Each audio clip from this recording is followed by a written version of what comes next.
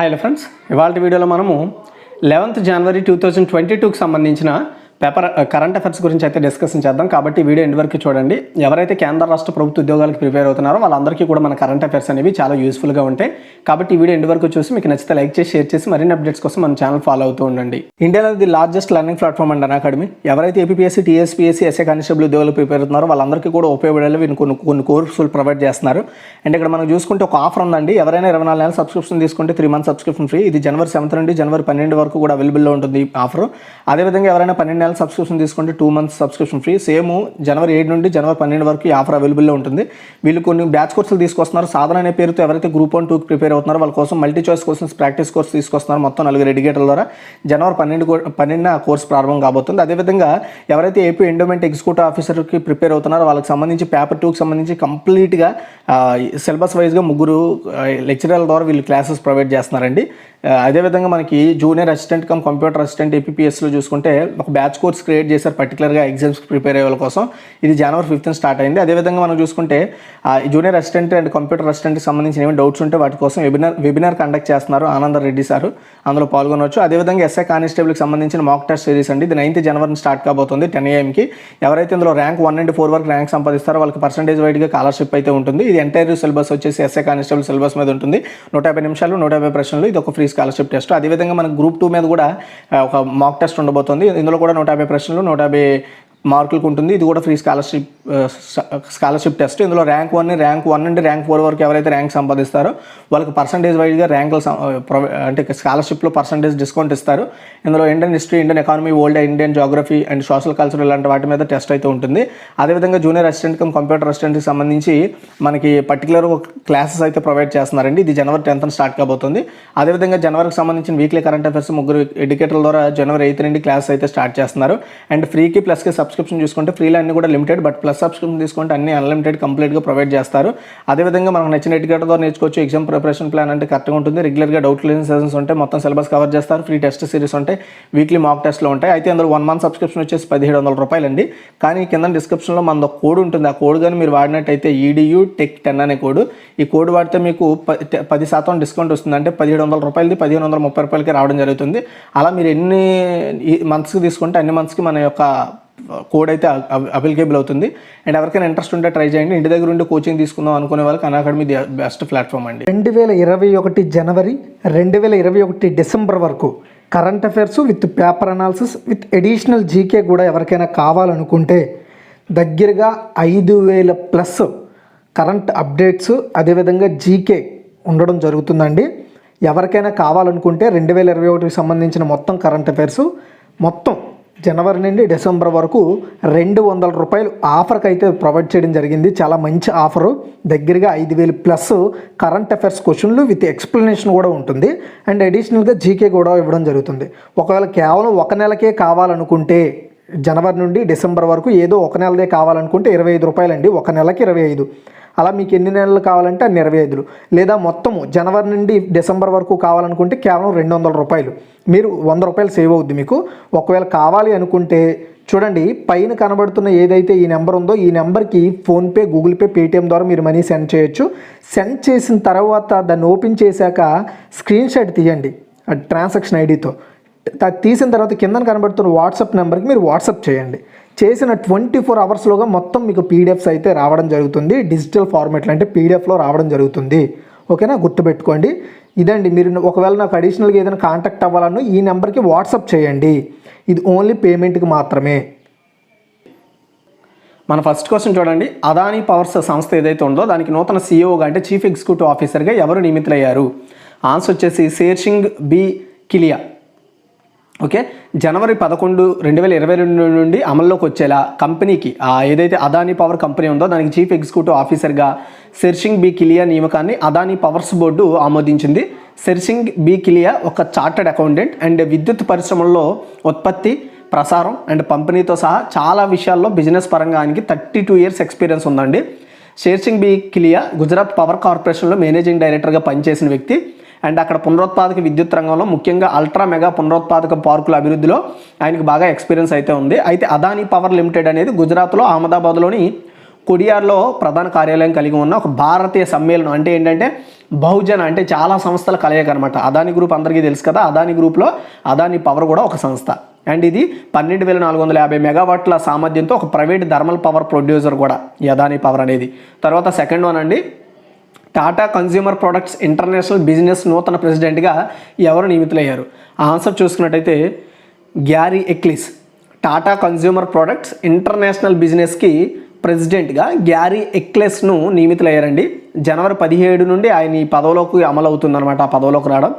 And Gary eclairs లండన్లోని గ్రీన్ఫోర్డ్లో ఉంటున్నారు. ప్రస్తుతం ఈ పాత్రలో అంటే present Tata consumers products international business ప్రెసిడెంట్గా ఉన్న ఆదిల్ అహ్మద్ 7 సంవత్సరాల విజయవంతమైన పదవకాలం తరువాత మే 31, 2022 కంపెనీ నుండి పదవి విరమణ చేయబోతున్నారు. ఈలోపే కొత్త ప్రెసిడెంట్గా గారీ ఎక్లెస్ గారు నియమితులు కావడం జరిగింది. తర్వాత థర్డ్ వన్ అండి, కిర్గిజిస్తాన్లో గుర్తుపెట్టుకోండి, కిర్గిజిస్తాన్లో నూతన తదుపరి భారత రాయబారిగా లేదా నూతన భారత రాయబారిగా ఎవరు నియమితులయ్యారు అంటే ఆన్సర్ చూసుకున్నట్టయితే అరుణ్ కుమార్ చటర్జీ అండి. విదేశాంగ మంత్రిత్వ శాఖ, ఓకేనా, విదేశాంగ మంత్రిత్వ శాఖ గుర్తుపెట్టుకోండి. మంగళవారం అరుణ్ కుమార్ చటర్జీని కిర్గిస్తాన్కి నూతన లేదా కాబోయే భారత రాయబారిగా నియమించడం జరిగింది. ప్రస్తుతం ఆయన విదేశాంగ మంత్రిత్వ శాఖలో అడిషనల్ సెక్రటరీగా ఉన్నారు. సో ఆయనకి ఇప్పుడు ఏదైతే కిర్గిజ్ రిపబ్లిక్ ఉందో దానికి తదుపరి రాయబారిగా ఆయన నియమించారు. అండ్ అరుణ్ కుమార్ చటర్జీ 1992 బ్యాచ్కి చెందిన ఇండియన్ ఫారెన్ సర్వీసెస్ ఆఫీసర్ అండి. అండ్ తర్వాత ఫోర్త్ వన్, ఎన్హెచ్ఎం ఏ రాష్ట్రంలో నిర్మయ ప్రాజెక్ట్ను ప్రారంభించింది? ఎన్హెచ్ఎం అంటే నేషనల్ హెల్త్ మిషన్ అండి. ఎన్హెచ్ఎం అంటే నేషనల్ హెల్త్ మిషన్. అస్సాంలో నేషనల్ హెల్త్ మిషన్, దీన్ని షార్ట్కట్లో ఎన్హెచ్ఎం అంటారు, గుర్తుపెట్టుకోండి. ఇది అస్సాంలోని పబ్లిక్ హెల్త్ కేర్ డెలివరీని డిజిటలైజేషన్ చేయాలనే ఉద్దేశంతో, అంటే అస్సాంలో పబ్లిక్ హెల్త్ కేర్ ఉంటుంది కదా, దానిని డిజిటలైజేషన్ చేయాలనే ఉద్దేశంతో పిరమల్ అనే ఒక స్వచ్ఛంద సంస్థ సహకారంతో సిస్కో పైలట్ ప్రాజెక్ట్ నిర్మయ్ని ప్రారంభించింది. ఈ నిర్మయ్ కింద అస్సాంలోని పబ్లిక్ హెల్త్ కేర్లో డిజిటలైజేషన్ చేస్తుందన్నమాట ఈ నేషనల్ హెల్త్ మిషన్ కింద. తర్వాత ఫిఫ్త్ వన్ అండి, భారతదేశంలో మొదటి బొమ్మల తయారీ కొప్పల్ టాయ్ క్లస్టర్ ఏ రాష్ట్రంలో ప్రారంభించారు? ఆన్సర్ చూసుకున్నట్టయితే కర్ణాటక అండి. మన ఇండియాలోనే ఫస్ట్ బొమ్మలు తయారు చేసే ఒక క్లస్టర్ అంటే కొన్ని కంపెనీల కలయిక అనమాట, కొన్ని కంపెనీల సమూహం, దీన్ని క్లస్టర్ అంటారు. కర్ణాటకలోనే ఇక్కడ నిర్మించబోతున్నారు ఈ క్లస్టర్ని. బెంగళూరుకి 365 కిలోమీటర్ల దూరంలో ఉన్న కొప్పల్ జిల్లాలో దీన్ని కొప్పల్ టాయ్స్ క్లస్టర్ అంటారు, గుర్తుపెట్టుకోండి, కొప్పల్ టాయ్స్ క్లస్టర్ అంటారు. ఇది కొప్పల్ జిల్లా భానాపూర్ గ్రామంలో దీన్ని నిర్మించనున్నారు.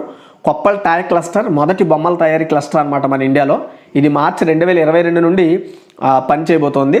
400 ఎకరాల్లో దీన్ని ఏర్పాటు చేయబోతున్నారు. ఇది బొమ్మల తయారీ సామర్థ్యాలు మొత్తం అంటే లైక్ ఏంటంటే, సో బొమ్మలు తయారు చేయడము, వాటిని ప్యాకేజింగ్ చేయడం, ఎక్స్పోర్టింగ్ చేయడం, అండ్ ఎలక్ట్రానిక్స్ని డెవలప్ చేయడం, పెయింట్ అండ్ వాటికి సంబంధించిన అన్ని ఉపకరణాలు కూడా ఇక్కడ చేసి వేరే ప్రాంతాలకు ఎక్స్పోర్ట్ చేస్తారు. ఈ క్లస్టర్కి కర్ణాటక ముఖ్యమంత్రి బిఎస్ యడ్యూరప్ప, అంటే మాజీ ముఖ్యమంత్రి బిఎస్ యడ్యూరప్ప శంకుస్థాపన చేశారని గుర్తుపెట్టుకోండి. మాజీ ముఖ్యమంత్రి ఇక్కడ మాజీ అని ఇవ్వలేదు, బట్ మాజీ ముఖ్యమంత్రి బిఎస్ యడ్యూరప్ప దీనికి శంకుస్థాపన చేశారు. తర్వాత సిక్స్త్ వన్, అరుదైన మేఘాల చిరుతుపులి ఏ రాష్ట్రంలోని కొండ ప్రాంతాల్లో మొదటిసారి కనిపించింది? చాలా ఇంపార్టెంట్, గుర్తుపెట్టుకోండి. ఆన్సర్ చూసుకున్నట్టయితే నాగాలాండ్ అండి. చూడండి, నాగాలాండ్లోని కమ్యూనిటీ ఫారెస్ట్లో ఫస్ట్ టైము మేఘాల చిరుతుపులి క్లౌడ్ లియోపార్డ్ అంటారు కదా, క్లౌడ్ లియోపార్డ్ని పరిశోధకులు గుర్తించారండి. ఇండో మయన్మార్ సరిహద్దుల్లో 3700 మీటర్ల ఎత్తులో జంతువు ఫోటో అయితే తీశారు. మేఘావృతమైన అంటే క్లౌడ్ లియోపార్డ్, దాని మచ్చలు బాగా ప్రసిద్ధి చెందిందనమాట. దాని మచ్చలు చాలా డార్క్గా ఉంటాయి. అండ్ మరియు ప్రాథమిక సతతహరిత వర్షారణ్యంలో ఇవి ఎక్కువగా నివసిస్తాయి. అండ్ ఇది ప్రజెంట్ అంతరించిపోయిన జాతిలో కూడా ఈ క్లౌడ్ లియోపార్డ్ అయితే ఉంది. తర్వాత సెవెంత్ వన్ అండి, డేవిడ్ సస్సోలి జనవరి 11, 2022 మరణించారు. అతను ఏ ప్రముఖ అంతర్జాతీయ సంస్థకు అధ్యక్షుడిగా ఉన్నాడంటే EU పార్లమెంట్, అంటే యూరోపియన్ యూనియన్కి పార్లమెంట్కి ఆయన అధ్యక్షుడిగా వర్క్ చేశారనమాట, ప్రెసిడెంట్గా పనిచేశారు ఆయన. యూరోపియన్ పార్లమెంట్ ప్రెసిడెంట్గా అయిన డేవిడ్ సస్సోలి జనవరి 11, 2022 ఇటలీలో ఒక హాస్పిటల్లో చనిపోయారు. చనిపోయేటప్పటికి ఆయన ఏజ్ 65. డేవిడ్ సస్సోలి చట్టాలను ఆమోదించే లేదా తిరస్కరించే యూరోపియన్ యూనియన్ బాడీకి నాయకత్వం వహించిన ఒక వ్యక్తి. అండ్ బడ్జెట్లను తయారు చేయడంలో అండ్ వాటి యొక్క సంస్థల కలయికలను పర్యవేక్షించడంలో ఈయన బాధ్యత తీసుకునేవారు యూరోపియన్ యూనియన్లో ప్రెసిడెంట్గా ఉండేటప్పుడు. తర్వాత 8, కెవాడియా రైల్వే స్టేషన్ను నూతన పేరు ఏమిటి అంటే ఏక్తా నగర్ రైల్వే స్టేషన్ అండి.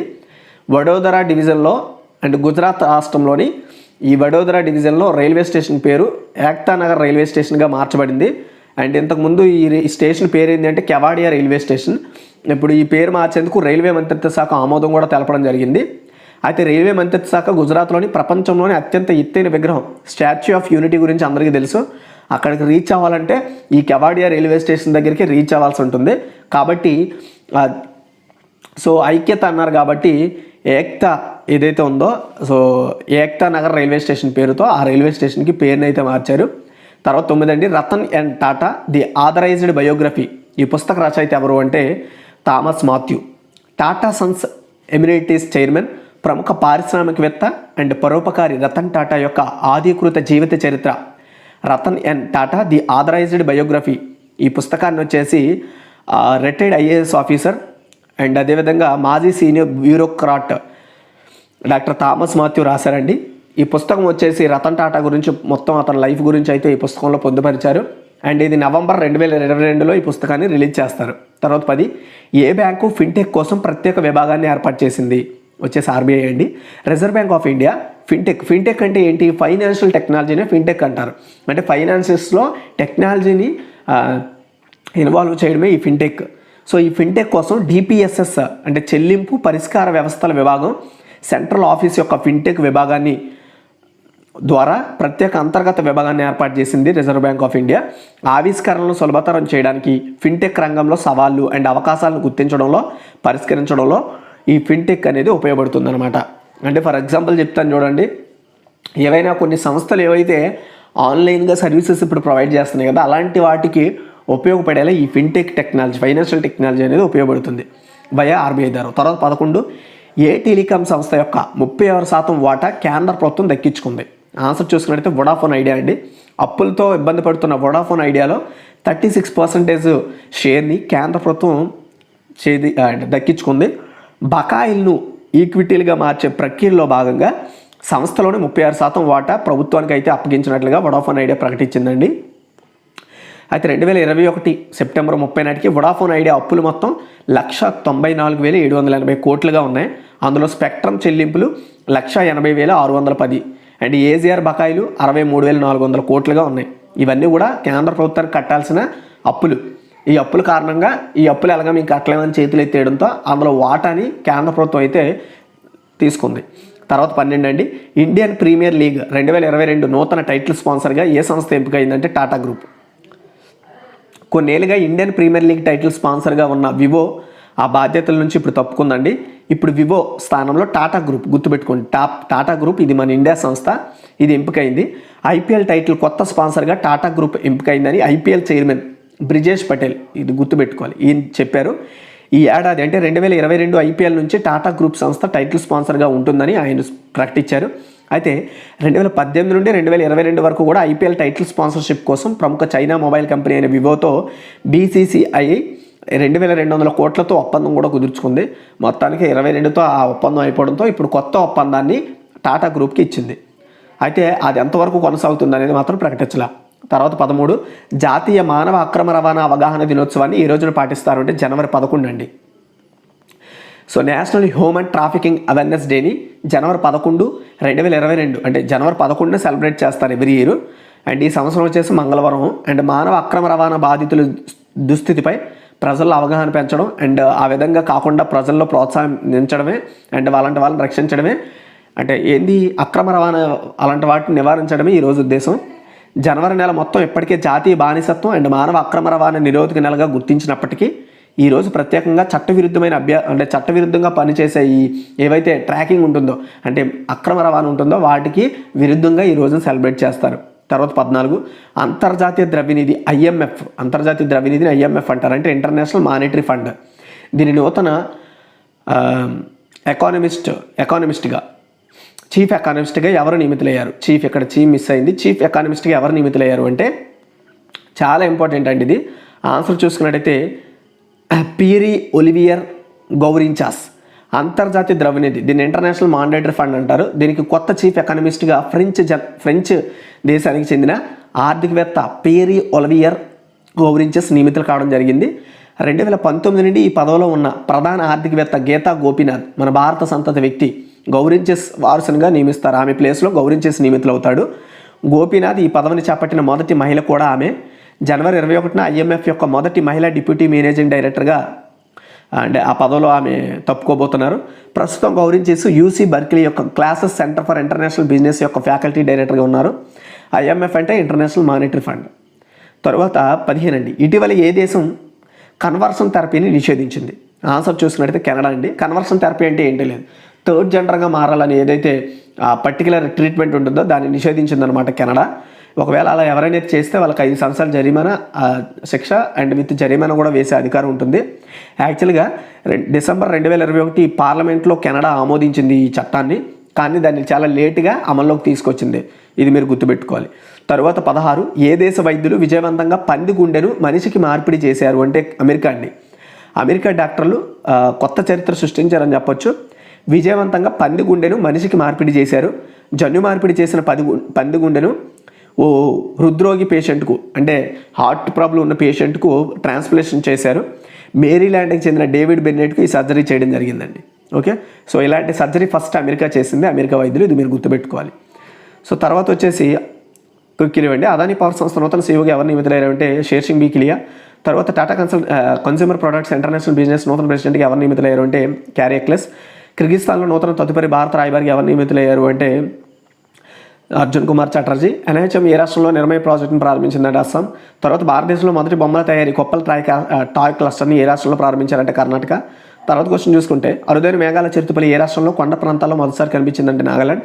డేవిడ్ సస్సోలి జనవరి 11, 2022 మరణించారు. అతను ఏ ప్రముఖ అంతర్జాతీయ సంస్థకు అధ్యక్షుడిగా ఉన్నాడు అంటే ఇక్కడ యాక్చువల్గా IMF అని ఇచ్చానండి, బట్ రాంగ్ ఆన్సర్ అనమాట. IMF అనేది రాంగ్ ఆన్సర్. రైట్ ఆన్సర్ వచ్చేసి EU పార్లమెంట్ అంటే European parliament right answer. And Kevadia railway station నూతన పేరు ఏమిటంటే ఏక్తా నగర్ రైల్వే స్టేషన్. తర్వాత క్వశ్చన్ చూసుకుంటే Ratan N Tata the authorised biography పుస్తక రచయిత అంటే తామన్ మాథ్యూ. ఏ బ్యాంక్ ఫినిటెక్ కోసం ప్రత్యేక విభాగాన్ని ఏర్పాటు చేసిందంటే RBI. ఏ టెలికాం సంస్థ యొక్క 36% వాటా కేంద్ర ప్రభుత్వం దక్కించుకుందంటే వొడాఫోన్ ఐడియా. తర్వాత ఇండియన్ ప్రీమియర్ లీగ్ 2020 నూతన టైటిల్ స్పాన్సర్గా ఏ సంస్థ ఎంపికైందంటే టాటా గ్రూప్. జాతీయ మానవ అక్రమ రవాణా అవగాహన దినోత్సవాన్ని ఏ రోజున పాటిస్తారంటే జనవరి 11. అంతర్జాతీయ ద్రవ్యనిధి నూతన చీఫ్ ఎకనమిస్ట్గా ఎవరు నియమితులయ్యారు అంటే పియరీ ఒలివియర్ గౌరించెస్.